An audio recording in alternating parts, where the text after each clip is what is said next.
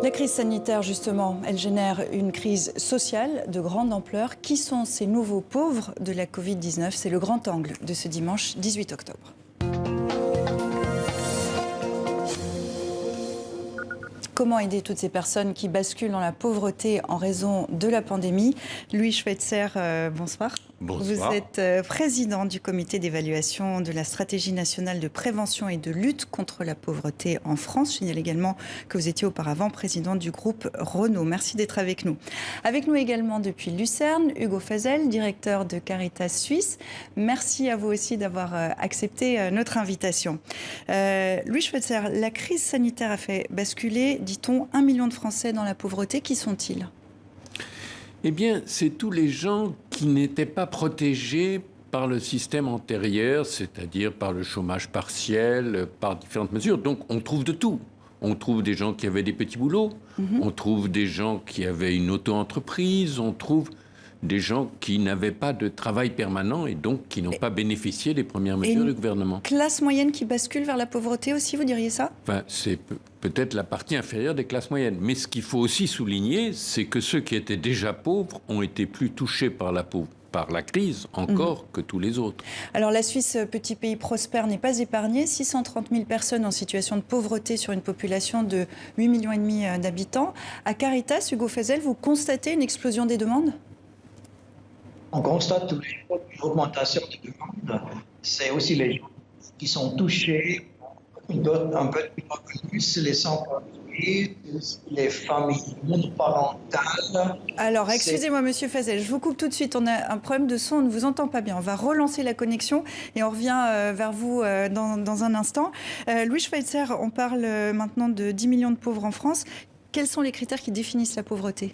Alors, il y a un critère statistique. C'est vous êtes pauvre si vous avez un revenu personnel pour une personne inférieure à 60% du revenu médian. C'est-à-dire de l'ordre de 700 € par mois. C'est la définition pour la France. Nous sommes allés justement en Seine-Saint-Denis qui accueillera le monde entier dans 4 ans pour les Jeux Olympiques. C'est l'un des départements de France les plus fragiles économiquement et donc l'un des plus touchés aussi par la pandémie. Reportage au Secours populaire, Grégory Fontana et Guillaume Gouet. C'est la première fois que je viens là. Voilà, j'étais cuisinier. J'avais une vie comme tout le monde, j'étais divorcé. Ça, c'était dans le monde d'avant. David, 46 ans. Je me suis retrouvé à la rue du jour au lendemain. J'essaye de m'en sortir, de retrouver un boulot, mais c'est pas évident. Dans le monde actuel qu'on vit maintenant, quelqu'un peut avoir un bon salaire, une vie très belle, et peut tout perdre du jour au lendemain. On s'est retrouvé dans un engrenage qu'on ne s'en rend pas compte. Vous savez, maintenant, je vis le jour. L'avenir, c'est très difficile de trouver un boulot. Avec le Covid, c'est encore pire encore. C'est la première fois que je viens là. C'est pas évident. Mais vous savez, soyez pas honteux. Et la crise sanitaire devient crise alimentaire. Pour le seul département de Seine-Saint-Denis, 47 000 personnes sont venues frapper à la porte du Secours populaire entre les mois de mars et août, contre 27 000 l'an passé sur l'ensemble de l'année. On a vu arriver des nouvelles populations. Alors typiquement, par exemple, les étudiants qui ne pouvaient pas rentrer chez eux, qui étaient soit étudiants étrangers, soit trop éloignés de leur famille, qui avaient perdu leur petit boulot. On a vu une population qu'on ne connaissait pas. On connaissait l'étendue des difficultés. On ne l'a pas découvert avec le Covid, mais là, c'est un phénomène un peu de raz-de-marée, quoi. Donc, et on pense que c'est pas prêt de s'arrêter. C'est ça la difficulté. On aimerait bien que ça s'arrête, mais non. Mais dans ce mauvais scénario, écrit à l'encre du Covid, apparaissent tout de même quelques lueurs d'espoir. Jamais la solidarité n'a été aussi importante. C'est quelque chose aussi de côté positif. C'est qu'on a senti une forte solidarité aussi des gens, surtout des jeunes, mais on a une forte demande de bénévolat des gens, même des gens à qui on a aidé et qui se disent que moi j'aimais bien faire du bénévolat. Et donc c'est un signe de reconnaissance en quelque sorte. Et je trouve ça très intéressant parce que ça montre qu'il y a une cohésion, il y a une solidarité et qu'on ne veut pas laisser personne au bord. Donc moi je trouve ça très magnifique. Le Secours populaire met en garde contre une flambée de pauvreté en France sans précédent depuis la Seconde Guerre mondiale. Sans précédent depuis la Seconde Guerre mondiale, vous confirmez ? En tout cas, oui, il faut rappeler que la pauvreté se mesure par rapport à la moyenne de la population. Alors, tout le pays était beaucoup plus pauvre en 1946 ou en 1947 qu'aujourd'hui. Mais les inégalités se sont augmentées et donc le taux de pauvreté, avant même le Covid, augmentait. Et le Covid accentue cela, bien sûr, de façon brutale. Alors, au printemps, en Suisse, pendant le semi-confinement, le coronavirus révélait la misère au grand jour. Rappelez-vous cette file d'attente pour de l'aide alimentaire à Genève, une des villes les plus chères au monde. Hugo Fazel, c'était frappant de voir ces images à l'époque. Et donc, aujourd'hui, 6 mois plus tard, vous constatez cette explosion des demandes ? Cette explosion de demandes, on la ressent tous les jours. C'est pas quelque chose qui tenait seulement pour quelques semaines. Au contraire, les gens sont toujours concernés. C'est sauf les réactions qui ont changé. Donc, on voit plus les queues comme auparavant. Les gens peuvent de nouveau se cacher. Ça veut dire, typiquement suisse, on a bien organisé, mais les gens restent pauvres. Il ne faut pas oublier que le chômage a augmenté de 50% dans notre pays. Et il y a plus qu'un demi-million de gens qui sont à temps partiel, qui sont au chômage partiel. Donc, ils ont une réduction de leurs revenus de 20%. Donc, pour les gens déjà avec un petit revenu, sont fortement touchés par cette crise. Vous en appelez aux autorités ? Encore une fois, la question ? Est-ce que vous en appelez aux autorités ? Est-ce que vous demandez au Conseil fédéral, au Parlement de réagir ? Cette fois, j'ai compris.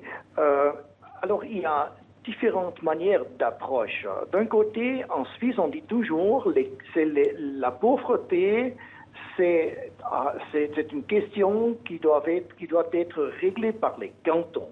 Mais nous, de notre part, on s'est adressé au gouvernement national. On a demandé des paiements directs, 1 milliard de francs.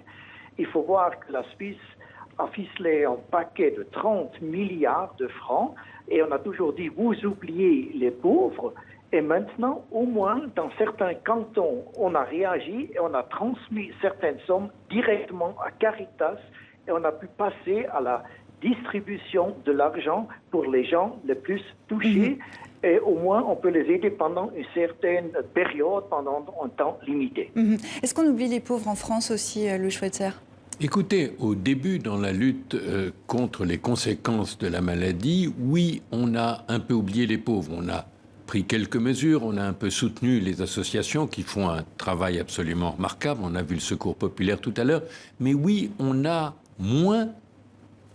s'est moins occupé des pauvres que de ceux qui avaient un travail, qui avaient une activité, que des entreprises.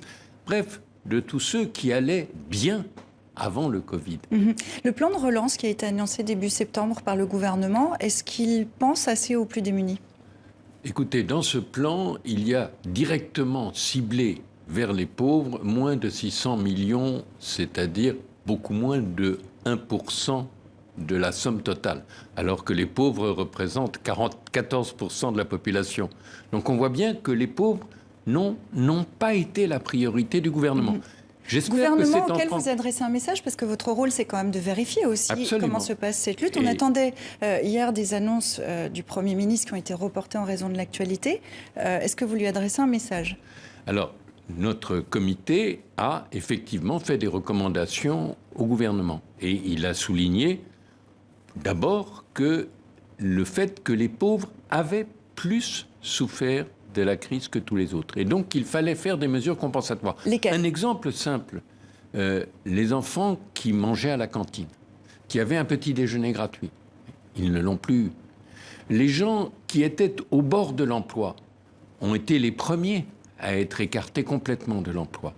Et on sait, sur le plan scolaire, sur le plan de l'insertion, que les jeunes qui vont arriver sur le marché du travail, ils ne vont rien trouver pendant 3 mois. Mais concrètement, parce que là, vous établissez un constat, mais qu'est-ce que vous recommandez ? Il faut les accompagner, il faut leur donner des subsides financiers, il faut aider les associations qui soutiennent la pauvreté, et puis il y a un volet qui était absent de la stratégie pauvreté, qui est tout à fait essentiel, c'est le logement. On a vu dans la crise du Covid que les personnes mal logées, enfermées chez elles, subissaient double peine. Et donc, c'est quelque chose qui, à mon avis, doit être au centre de toute stratégie de lutte Le contre la logement, pauvreté. il y a aussi les jeunes, vous les évoquez, qui vont avoir Oui. beaucoup de difficultés Les à enfants. s'insérer dans la vie active. Est-ce que vous seriez favorable, par exemple, pour être concret, à relever les minima sociaux? Par exemple, le RSA ne l'aurait pas, ma n'est pas autorisé conviction pour eux. Non. est- mais là, ce n'est pas un avis du comité, c'est ma conviction, mais bien renseignée par beaucoup de gens, c'est qu'il faut relever le RSA, oui. Alors le gouvernement a pris une mesure temporaire pour la durée de la crise. Il y a toujours cette idée en France, n'est-ce pas, que si on relève les minima sociaux, les gens vont être détournés de travailler. La vérité, c'est que quand vous êtes trop pauvre, vous n'avez pas la force, pas la capacité de chercher un travail. Et donc, d'augmenter le RSA, paradoxalement, ça encourage les gens à chercher un travail. Donc, oui, je crois qu'il faut monter le RSA. Tomber dans la pauvreté. Rappelez le chiffre quand même, 565 € par personne. Oui, c'est pas énorme quand on vit en France, on est bien d'accord. Tomber dans la pauvreté, c'est beaucoup plus simple que d'en sortir. Qu'est-ce que vous préconisez pour éviter les effets à moyen et à long terme de cette crise? Bon, il s'agit de rattraper tout ce qui a été perdu sur le plan scolaire. Je crois que c'est engagé. Il s'agit d'accompagner tous ceux qui sortent du scolaire de 16 à 18 ans de façon à faire qu'ils ne soient pas largués. Parce que d'expérience aussi, on sait que quelqu'un qui est sans emploi, sans activité, sans rien, pendant 1 an ou 2, se dégrade. Il y aura plus de mal à revenir dans la vie active et à un bon on sait bien niveau. qu'à l'issue du Covid, il y aura toujours du chômage. Et on rappellera quand même aussi que les mesures pour contrer la pandémie pourraient plonger dans l'extrême pauvreté une centaine de millions de personnes supplémentaires en 2020, davantage en 2021 selon la Banque mondiale. Hugo Fezel, merci beaucoup d'avoir été avec nous depuis la Suisse malgré les petites contraintes techniques. Louis Schweitzer, merci beaucoup aussi à vous aussi d'être venu nous voir sur TV5 Monde.